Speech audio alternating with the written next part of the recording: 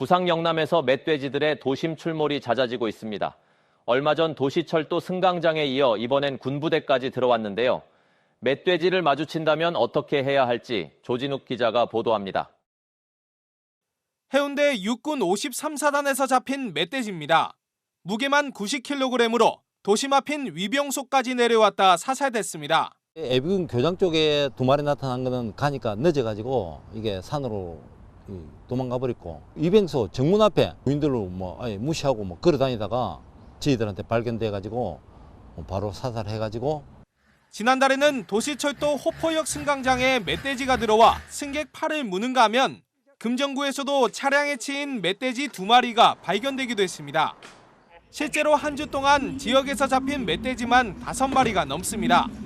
지난 4월 아프리카 돼지열병에 사냥개 사용이 금지되면서 늘어난 개체수가 도심으로 쏟아진 겁니다. 올해 태어난 거는 다 살았다고 봐야 되거든. 그게 엄청 불어난다고 봐야지. 지금은 무리를 지어 댕겨. 그럼 천적이 없고 개가 없으니까. 짝짓기 철이 시작되면서 멧돼지의 도심 습격은 더 늘어날 것으로 전망됩니다. 현재 이곳 해운대 장산에 살고 있는 멧돼지는 50마리 정도로 전문가들은 추정합니다. 지금처럼 단풍이 든 가을 등산철에는 산에서 멧돼지를 마주칠 가능성도 높습니다. 멧돼지를 보면 절대 소리치거나 돌을 던지면 안 됩니다. 뒤돌지 말고 조용히 뒷걸음질로 피해야 합니다. 공격을 한다면 높은 곳으로 이동하거나 가지고 있는 물건으로 몸을 보호해야 합니다. 멧돼지는 야행성으로 요즘 같은 등산철에 야간 산행은 자제하는 것이 좋습니다. 멧돼지가 가까이 마주쳤을 때 가까운 나무 등 은폐물 뒤로 몸을 피하고 다음 행동을 예의주시하면서. 멧돼지는 한 마리가 많게는 14마리씩 새끼를 낳을 정도로 번식력이 좋은 만큼 골든타임이 얼마 남지 않았다는 게 전문가들의 조언입니다. KNN 조진욱입니다. 지역 종합상급병원의 의사 수가 크게 줄어들고 있습니다. 모집 공고를 내도 지원자가 없는 상황인데요. 의대생들은 수도권으로 계속 빠져나가면서 지역 의료 공백은 갈수록 심각해지고 있습니다. 이태훈 기자가 취재했습니다. 지난 8월 경상국립대병원에 문을 연 경남 권역외상센터입니다. 심각한 외상을 입은 환자를 전문적으로 치료하는 곳입니다. 외상센터 전문의 정원은 모두 18명. 하지만 현재 근무 중인 전문의는 5명 뿐입니다.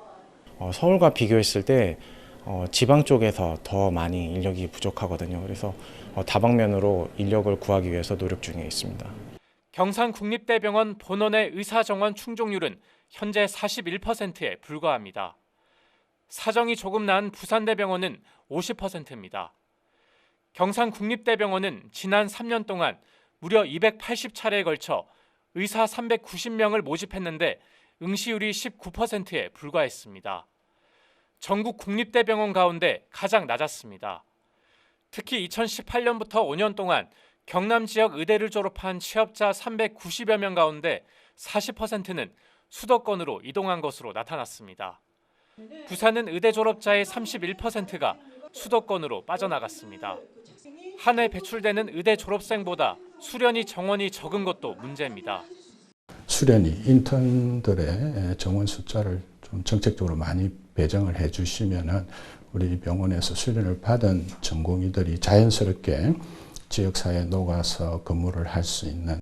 거창 적십자병원의 경우 영상의학과 의사 채용 공고를 10차례나 올리고 연봉을 5억으로 올린 뒤에야 겨우 뽑을 수 있었습니다. 마산의료원은 3년째 심장혈관 흉부외과 전문의를 구하지 못하는 등 필수 의료 인력에 대한 다양한 지원책이 필요한 상황입니다. KNN 이태훈입니다. 부산의 장애인 저상버스 운행이 타시도보다 저조하다는 지적이 많았는데요. 부산시가 지자체 가운데 처음으로 장애인 단체와 손잡고 대책 마련에 나섰습니다. 표준규 기자가 보도합니다. 저상버스로 환승했지만 시내버스 노선 10곳 가운데 한 곳은 저상버스가 아예 없는 현실. 바로 올해 초까지 장애인 이용이 어려웠던 부산 시내버스의 현 주소였습니다.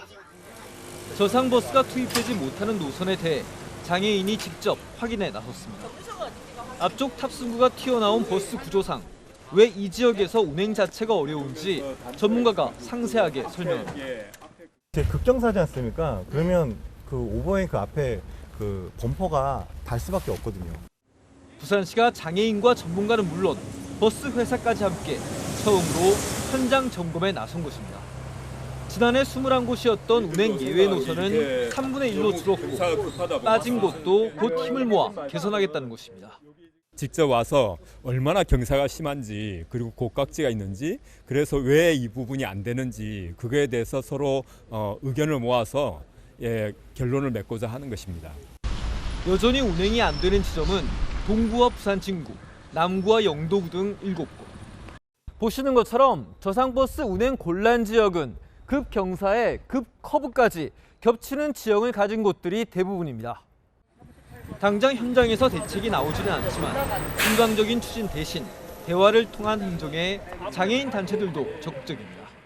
가능한 부분들을 저희가 얘기해 볼 수 있겠다. 그리고 시가 말하는 안 되는 부분에 대해서 어려워하는 지점에 대해서 충분히 이해는 하지만 이 부분들을 개선하기 위해서 시랑 충분히 논의해 볼 수 있겠다고 생각이 듭니다. 올 한 해 365대의 저상버스를 더 도입해 장애인 이동권을 확대하겠다는 부산시. 정책과 예산만 내세우는 대신 한마디 더 듣는 소통이 굳게 얼었던 장애인들의 마음을 녹여가고 있습니다. KNN 표승입니다. 김건희 여사 공천 개입 의혹의 핵심 관련자로 정치자금법 위반 혐의를 받고 있는 국민의힘 김영선 전 의원이 검찰에 출석했습니다. 김 전 의원은 지난 2022년 6월 국회의원 보궐선거에서 창원의창 지역구에 당선된 뒤 2022년 8월부터 수십 차례에 걸쳐 세비 9천여만 원을 명태균 씨에게 준 혐의를 받고 있습니다. 이에 대해 김 전 의원은 대가성 공천 의혹은 나와 전혀 상관없다며 관련 의혹을 전면 부인했습니다. 어제 저녁 8시 반쯤 창원시 파룡동의 한 18층짜리 아파트 7층에서 불이 나 집 안에 있던 30대가 크게 다쳤습니다. 경찰과 소방은 정확한 화재 원인을 조사하고 있습니다. 올해 10월 르노코리아 판매 실적이 12,000여 대로 지난해에 비해 116.8%나 증가한 것으로 나타났습니다. 특히 이테크 하이브리드 모델은 지난 10개월 동안 12,000여 대가 판매돼 지난해 같은 기간에 비해 921%나 증가했습니다. 르노코리아는 내수 실적을 하이브리드 모델이 견인했다며 전체 내수 판매에서 하이브리드 모델이 차지하는 비중 또한 85%를 넘었다고 밝혔습니다.